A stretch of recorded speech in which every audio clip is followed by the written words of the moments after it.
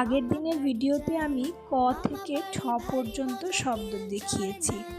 আজকের ভিডিওতে ড থেকে অন্তস্থ জ পর্যন্ত ছবির দ্বারা কিছু শব্দ দেখালাম।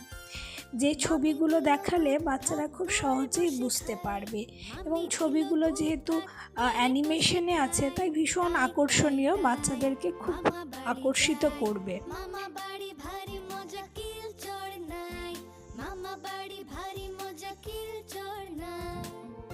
বন্ধুরা, আপনারা আর কি সম্পর্কে জানতে চান সেগুলো কমেন্ট সেকশনে অবশ্যই জানাবেন আমাকে।